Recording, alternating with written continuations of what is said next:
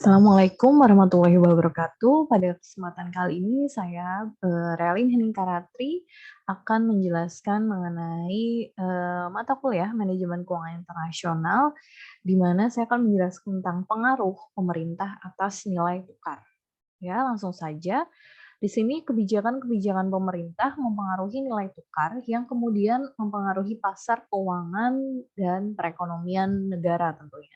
Hal ini dikarenakan kinerja perusahaan multinasional dipengaruhi oleh kondisi ekonomi maupun nilai tukar. Jadi misalkan ketika ada perusahaan multinasional ya, dia multinasional itu berarti di sini juga, di luar juga gitu ya, punya cabang. Nah, di sini sangat berpengaruh pada nilai tukar atau nilai tukar mata uang asing, sehingga kebijakan pemerintah ini dapat mempengaruhi nilai tukar. Nah, sistem nilai tukar itu ada 4 ya, teman-teman. Yang pertama sistem nilai tukar tetap, mengambang bebas, mengambang terkendali, dan terpatok. Yang pertama, saya akan masuk ke sistem nilai tukar tetap. Nilai tukar dibuat konstan atau hanya dibiarkan berfluktuasi dalam batas-batas yang sangat sempit. Jadi kalau yang tetap itu pastinya konstan ya nilai tukarnya. Contohnya tahun 94 dan sampai 1971, kurs umumnya tetap berpedoman pada kesepakatan bersama di Bretton Woods atau Bretton Woods Agreement. Tiap valuta dinilai berdasarkan emas, misal dolar Amerika Serikat dinilai sebesar 1/35 ons emas. Pemerintah melakukan intervensi dalam pasar falas untuk menjamin agar nilai tukar tidak bergerak lebih dari 1% di atas atau di bawah nilai tukar yang telah ditentukan. Jadi di sini kebijakan pemerintah benar-benar berpengaruh, jangan sampai ada pergerakan untuk pergerakan di pasar falas, sehingga nantinya akan mempengaruhi nilai tukar, seperti itu. Nah, dalam sistem nilai tukar tetap juga tugas manajerial perusahaan multinasional ini akan lebih mudah. Karena apa? Karena sudah dibantu dengan pemerintah atau intervensi-intervensi dari pemerintah.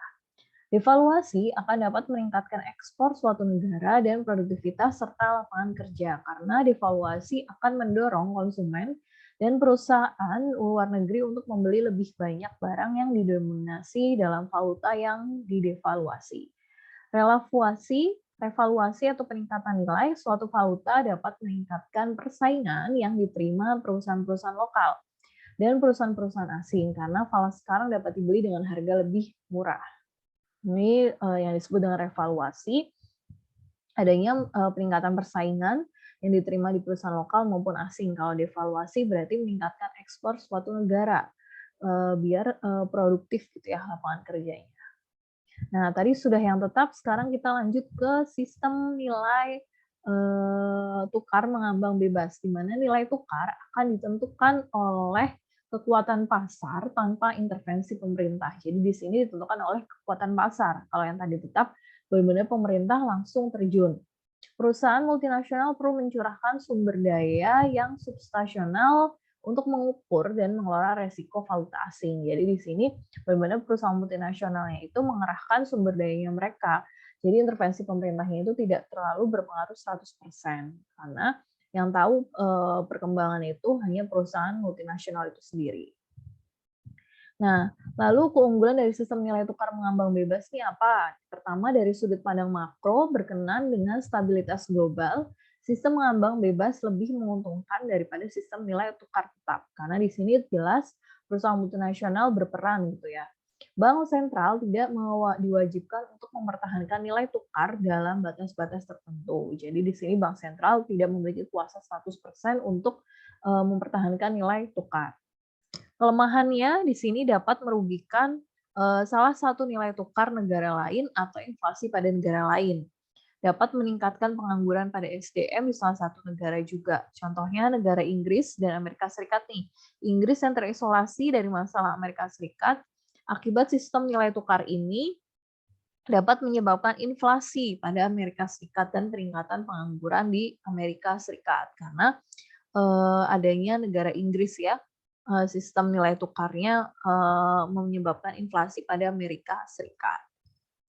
Nah, kalau sistem nilai tukar mengambang terkendali, berarti di sini sistem nilai tukar di mana nilai tukar dibiarkan berfluktuasi tanpa batas-batas yang eksplisit, tetapi bank sentral dapat melakukan intervensi untuk mempengaruhi pergerakan nilai tukar. Jadi ini mengambang terkendali itu gabungan antara yang tetap dengan yang mengambang. Kalau yang tetap tadi hanya berlaku intervensi, kalau yang mengambang itu seluruhnya perusahaan multinasional, sedangkan kalau yang di sini perusahaan diikutsertakan dan bank sentral juga diikutsertakan dalam membuat intervensi. Sejumlah pihak mengecam bahwa sistem pengambang terkendali memungkinkan pemerintah untuk memanipulasi nilai tukar agar menguntungkan negaranya sendiri dan merugikan negara lain. Nah, sistem nilai tukar terpatok nih yang terakhir, yaitu sistem yang dibentuk pada tahun 1972 di mana valuta-valuta Eropa dikaitkan satu sama lain dalam batas-batas tertentu. Valuta negara dipatokkan ke suatu valuta lain atau ke suatu unit perhitungan. Walaupun nilai valuta lokal tetap dalam hubungannya dengan valuta asing yang menjadi patokan, valuta negara tersebut bergerak mengikuti valuta tersebut relatif terhadap valuta-valuta lain, dikenal dengan nama sistem ular atau snack gitu ya. Jadi ada nilai patokan gitu, makanya snack gitu ya. Sistem ini sulit dipertahankan karena adanya tekanan pasar sehingga membuat valuta bergerak keluar dari batas-batas yang telah ditentukan. Jadi misalnya udah ada patokan-patokannya nih, misalkan falasnya Eropa nggak boleh lebih dari 1% dari pasar, tapi ternyata dengan ada patokan-patokan tersebut malah membuat tekanan terhadap valuta sehingga dia bergerak malah menjadi lebih tinggi dari yang seharusnya. Akibat berlanjutnya masalah sistem ular ini, maka dibuatlah Sistem Moneter Eropa atau EMS pada Maret 1979, di mana sistem ini melanjutkan sistem ular namun dengan karakteristik yang berbeda, yaitu dikaitkan dengan perhitungan European Currency Unit (ECU). Nah, untuk sistem nilai tukar terpatok, teman-teman ini ya, contohnya valuta suatu negara dipatok ke suatu valuta lain atau ke suatu unit perhitungan ECU dinamakan dengan nilai tukar pusat. Jadi kan di sini dipatok dengan valuta asing yang lain. Contohnya ini ya, Prancis atau FF dan mark Jerman berbasis ECU adalah 6,90 dan 2,06. Maka kurs pusat antara mark Jerman dengan FF berarti kurs pusat dari FF per unit DM berarti kurs pusat FF per unit ECU dibagi kurs pusat DM per unit ECU berarti 6,90 dibagi 2,06. Hasilnya 3,35.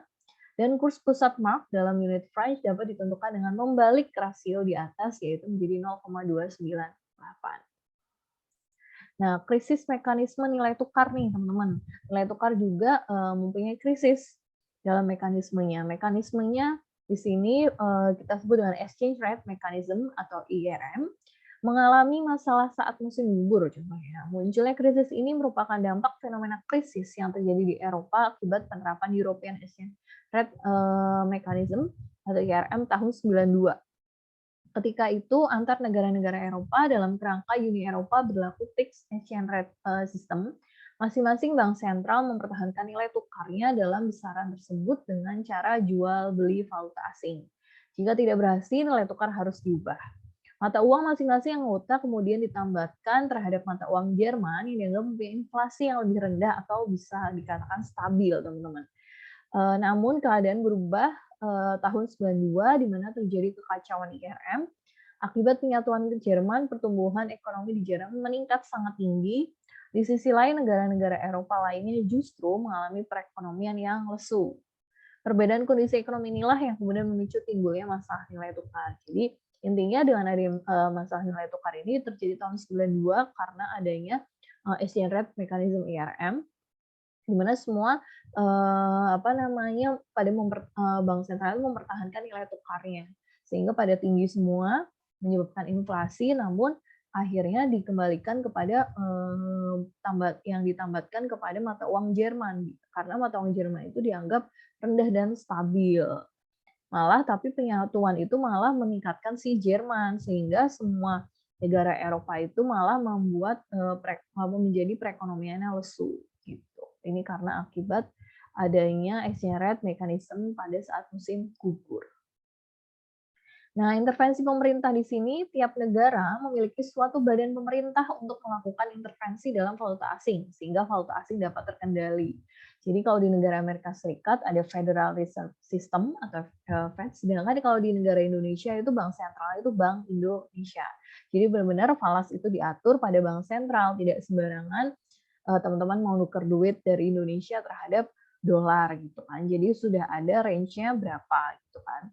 Nah, alasan-alasan intervensi ini ada 3 ya teman-teman, mengurangi fluktuasi nilai tukar ini udah jelas banget, karena biar nggak ada inflasi, membentuk batas-batas implisit bagi nilai tukar ini biar tidak merugikan negara satu sama lainnya, lalu bereaksi terhadap gangguan-gangguan temporer. Jadi misalkan kayak ada gangguan-gangguan yang menyebabkan adanya pergerakan kurs gitu ya.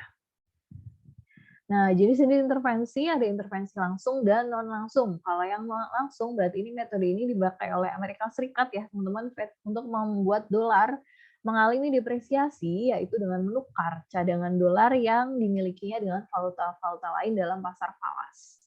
Jika Fed ingin memperkuat nilai dolar, Fed bisa menjual valuta asing yang dimilikinya dan membeli dolar dalam pasar falas, sehingga menghasilkan tekanan kenaikan atas nilai dolar.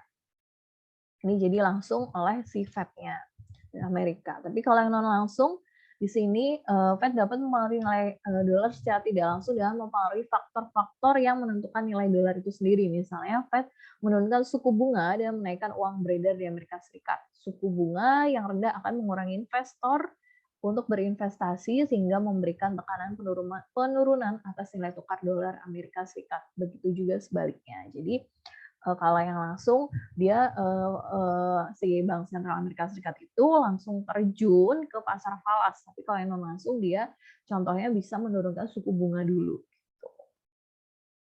Nah, ada lagi jenis-jenis intervensi yang lain yaitu intervensi steril dan intervensi non steril. Kalau intervensi steril itu berarti intervensi dalam pasar falas yang diikuti dengan langkah lanjutan untuk mempertahankan jumlah uang yang beredar. Tapi kalau yang non steril berarti di sini tanpa menyesuaikan jumlah uang yang beredar. Jadi berkebalikan dengan yang steril. Lalu ada dampak valuta lokal yang lemah atas perekonomian.